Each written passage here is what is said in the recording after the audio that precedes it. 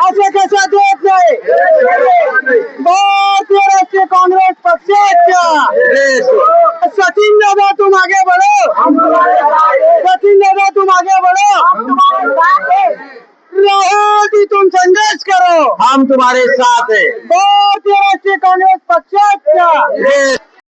पाचोरा शहरातील हजारो रेशन लाभार्थ्यांना गेल्या 2 महिन्यांपासून धान्य मिळत नसल्याच्या गंभीर प्रकरणावर अखेर प्रशासनाला कारवाई करावी लागली।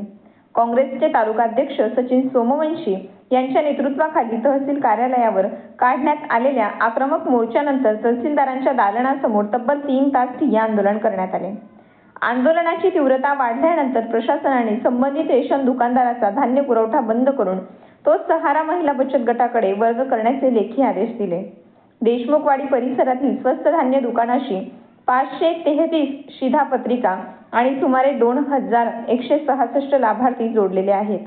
मात्र एप्रिल महिन्यातच जून महिन्याच्या पावत्या काढण्यात आल्यामुळे अनेक लाभार्थी सलग 2 महिने धान्यापासून वंचित राहिल्याचा आरोप करण्यात आला।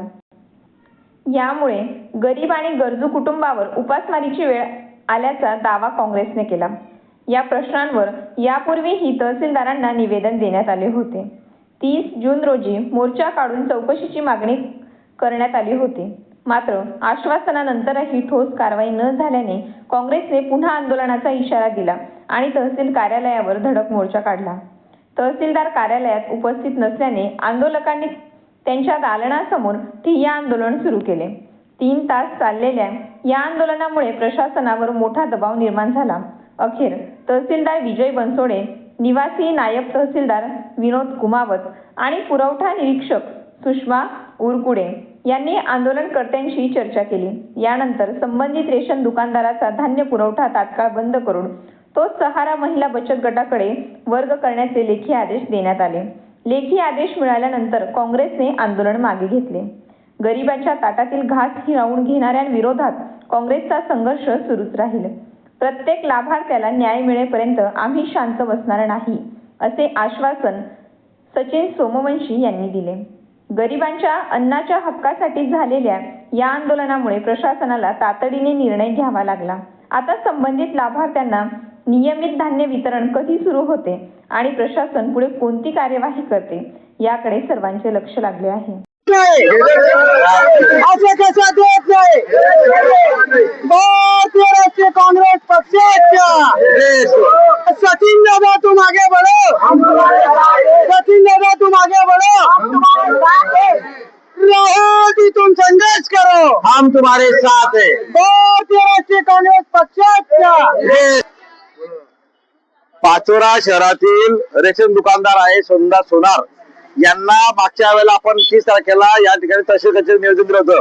यांनी जवळपास 530च्या वरती लाभार्थी आहेत की ज्या लाभार्थ्यांचं या ठिकाणी त्यांनी डायरेक्ट 2100 लोकांपर्यंत त्यांनी डायरेक्ट धान्य घेऊन म्हणायचं डायरेक्ट दिलंच नाही।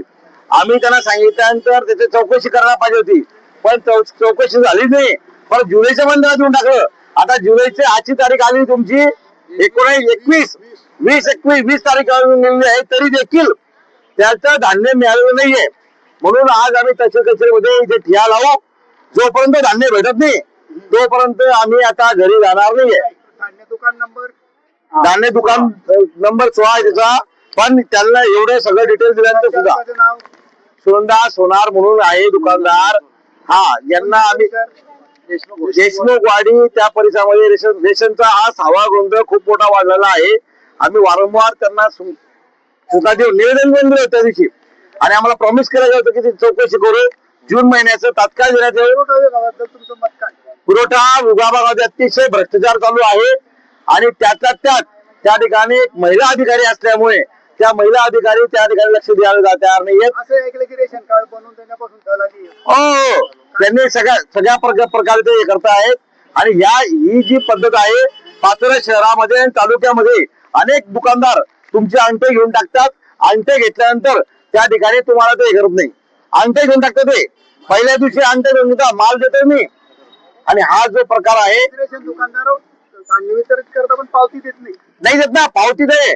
प्रत्येक नियम असा आहे की जोपर्यंत तुम्ही धान्य अदा करत नाही, जेव्हा पावती निघाली म्हणजे धान्य द्यायलाच पाहिजे। कारण पावती निघणं म्हणजे तुम्हाला धान्य मिळालं हा त्याचा प्रकार असतो. परंतु त्याच्यामध्ये लोकांना अज्ञान असतं, ते धमकी देतात की तुम्ही जर जास्त बोलले तर तुमचा विषय आम्ही बंद करून टाकू. मग या तालुक्यामध्ये कायद्याचं राज्य आहे का नाही आहे? या ठिकाणचे आमदार आहेत, त्यांना कार्यसम्राट अशी पदवी दिलेली आहे.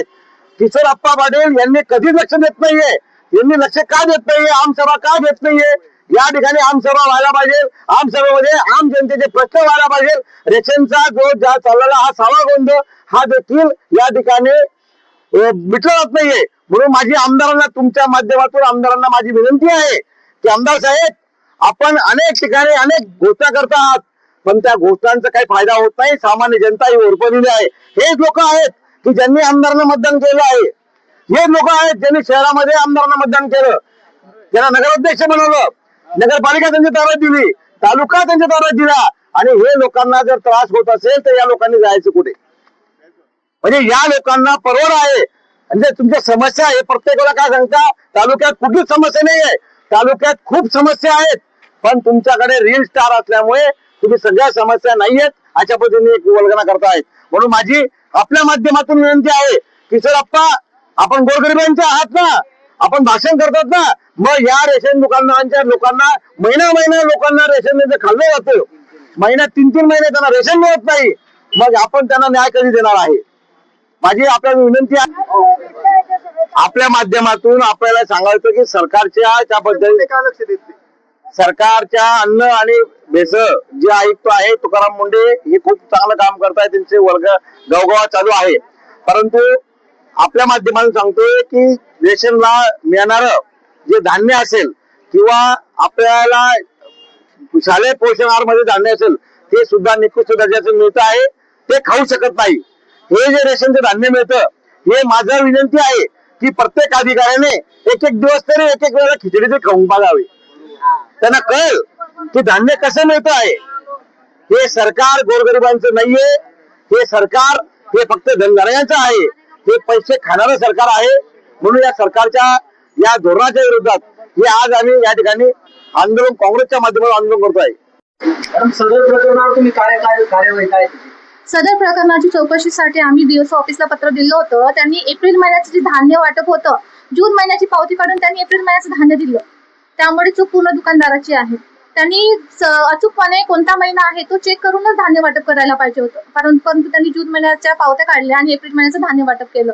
त्या संबंधित आम्ही पत्र 19/5/2026 ला एप्रिल महिन्याची मुदतवाढसाठी DSO ऑफिसला पत्र दिलेलं होतं.